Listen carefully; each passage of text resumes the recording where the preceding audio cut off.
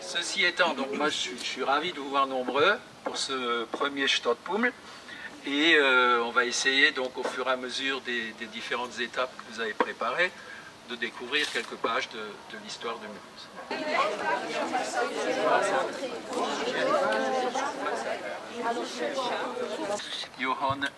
Johanniter Kleisterlaff, chapelle Saint-Jean, 13e Jahrhundert.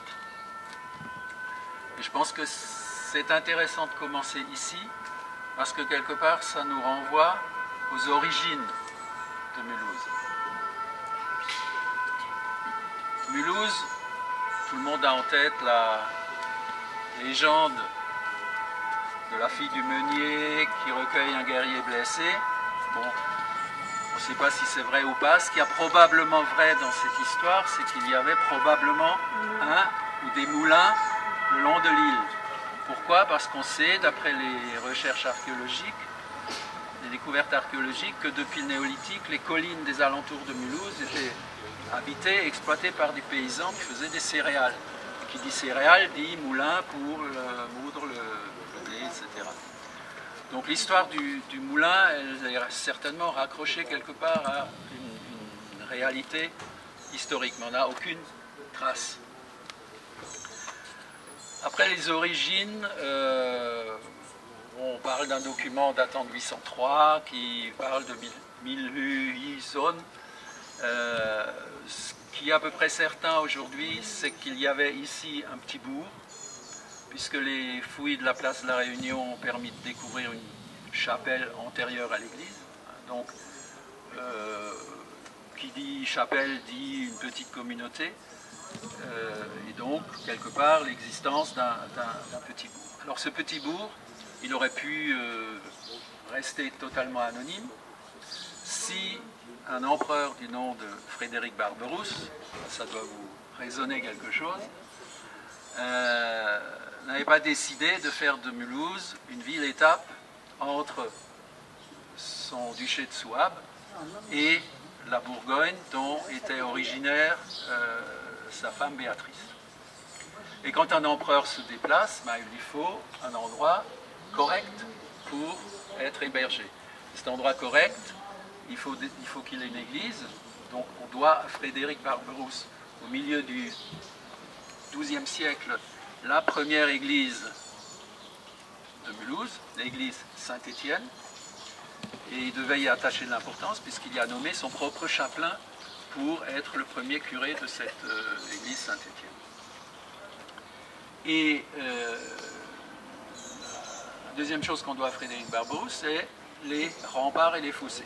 Pour qu'un empereur puisse s'arrêter à un endroit, il faut que l'endroit soit protégé.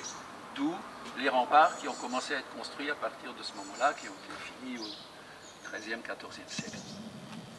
Donc c'est grâce à Frédéric Barberousse que Mulhouse commence à émerger et à exister dans l'histoire. C'est aussi l'époque où Mulhouse va prospérer.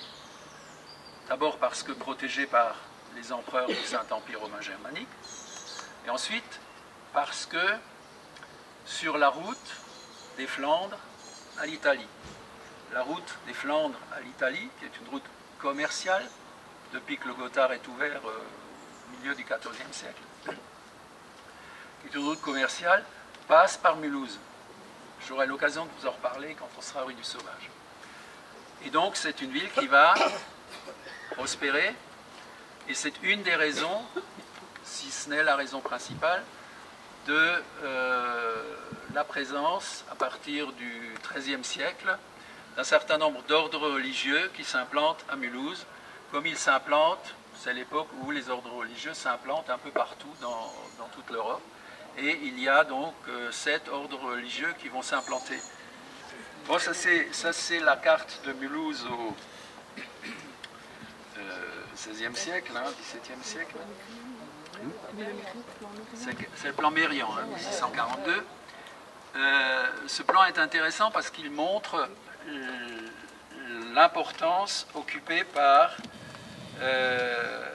les couvents au Moyen-Âge. En fait, les couvents, c'est toute la moitié ouest de la ville.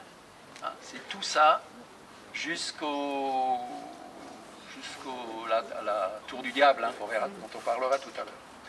Et les chevets de Saint-Jean sont là. On voit ici la petite chapelle, c'est la chapelle Saint-Jean, qui est, disons, le dernier vestige des chapelles médiévales. Alors il y a aussi Sainte-Marie, qui est la chapelle des franciscains, mais qui a été totalement transformée, alors que la chapelle Saint-Jean est restée pratiquement dans son écrin d'origine. Tu as fait une remarque tout à l'heure, il y a une dame qui a dit, mais pourquoi Mulhouse et pas Mulhouse? Tout simplement, tu as dit que le premier document, c'était Mulhouse. Alors c'est Mullinhuson. Mulline ou Milune? Milune. Moi, je ne sais plus. Voilà. Et comme l'alsacien est antérieur à l'allemand?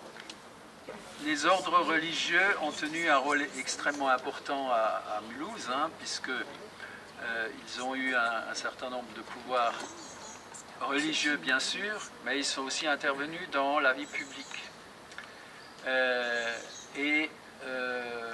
En fait, les ordres religieux, bon, il n'y a pas de miracle, hein, c'est le cas de le dire, vivaient de la générosité des Mulhousiens. Et ils ont donc pu s'implanter, construire leurs différents couvents grâce à la générosité des Mulhousiens. Et ils sont restés à Mulhouse donc du milieu du XIIIe siècle jusqu'à la Réforme protestante entre 1520 et 1530. En 1530, les ordres religieux ont commencé à partir. Pourquoi? Parce que le conseil de Mulhouse, sous l'impulsion d'un moine augustin qui s'appelait Nicolas Prugner, le conseil de Mulhouse a pris la décision que, dorénavant, tous les Mulhousiens devaient pratiquer le nouveau culte. Le nouveau culte, c'est la Bible au centre de la croyance. Et les premiers Mulhousiens protestants étaient d'abord luthériens. Et donc, les ordres religieux avaient le choix entre se convertir, entre guillemets, au nouveau culte, ou partir. Donc la plupart sont partis au fil des années qui ont suivi, et les terrains et leurs biens ont été récupérés, je ne sais pas si le terme est exact, mais toujours été municipalisés par le conseil de Mulhouse. Ce qui fait que la ville est devenue propriétaire de la moitié ouest de la ville. Il faut se dire que le Mulhouse du Moyen-Âge que je viens de vous montrer, ça va de la Tour du Diable, vous la situez, hein, elle n'est pas loin, jusqu'au Bolwerk. Ça fait 1500 mètres. D'accord? Et ça fait 500 mètres de large. Donc c'est pas très grand. C'est une petite ville, mais c'est une ville qui, à cette époque-là, était une ville très riche et très prospère. Alors, c'est le même alphabet, je le chinois, c'est